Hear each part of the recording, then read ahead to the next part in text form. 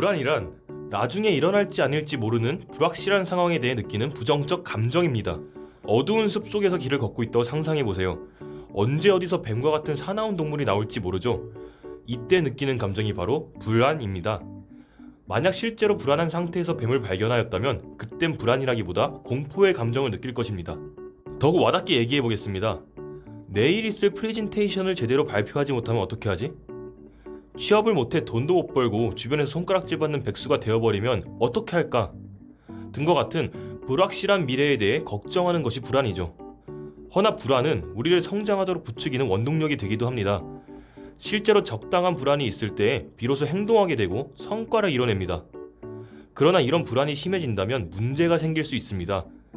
우리를 무기력으로 몰아넣고 불안에 압도되어 특별한 해결책을 찾지 못한 채 걱정만 하고 있는 상황을 만들 수 있기 때문입니다. 이럴 경우엔 어떻게 해야 할까요? 그 전에 먼저 불안의 정체에 대해 알아봅시다. 불안을 일으키는데 핵심적으로 관여하는 부위는 편도체입니다. 편도체는 감정을 관장하는 역할과 동시에 감정에 따라 다른 뇌 부위로 신호를 보내는 역할도 합니다. 편도체에서 위험이라고 판단한 자극이 오면 심장 박동수, 근육 수축, 혈압, 호르몬 등을 조절하도록 다른 신체 부위로 신호를 마구 보내죠. 이는 매우 빠르고 즉각적으로 작동하여 무의식적으로 일어나는 일입니다. 이러한 기능은 우리의 생존에 아주 중요한 역할을 하고 있는데요. 특정 경험과 위협이 함께 동반되면 이를 학습하도록 부추겨 다음에 그와 유사한 경험을 하게 될 때 신체적으로 반응하죠. 이런 반응은 우리의 생존 가능성을 올려줍니다. 신기한 것은 편도체의 이런 학습 촉진 능력으로 인해 실제 뇌의 미세한 부분에서 구조적 변화가 일어나 비슷한 경험에 노출될수록 반응은 더욱 민감하고 빠르게 일어난다는 것입니다. 여기서 문제가 발생하죠. 뇌가 구조적으로 변했기 때문에 해당 경험과 관련한 반응이 습관적으로 나오게 되고 실제 위험하지 않은 상황에서도 위험할 때와 같은 반응을 합니다. 이때 우리의 사고 능력과 자기조절 능력을 담당하는 전두엽에서 객관적으로 상황을 파악해주면 좋겠지만 편도체의 민감성이 전두엽의 기능을 마비시킵니다. 더욱 안 좋은 경우는 전두엽이 오히려 불안을 가속화시키는 것입니다.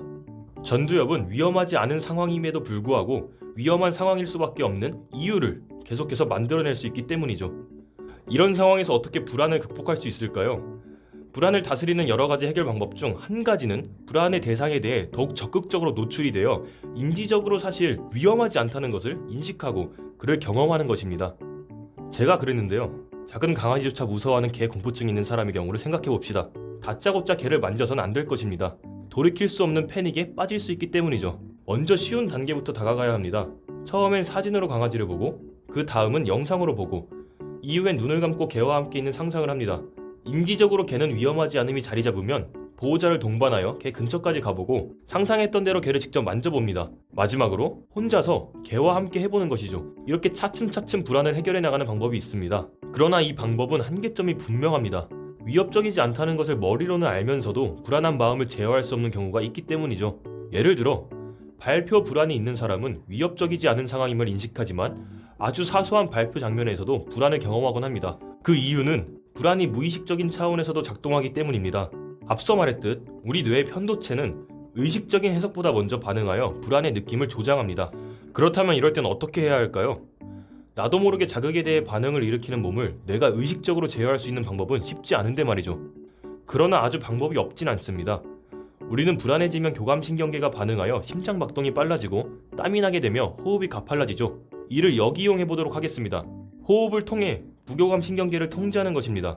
호흡의 세기와 속도를 의식적으로 조절하게 되면 뇌의 통제 기능을 담당하는 심피질 부분의 기능이 더욱 활성화되고 교감신경과 부교감신경의 균형이 향상됩니다.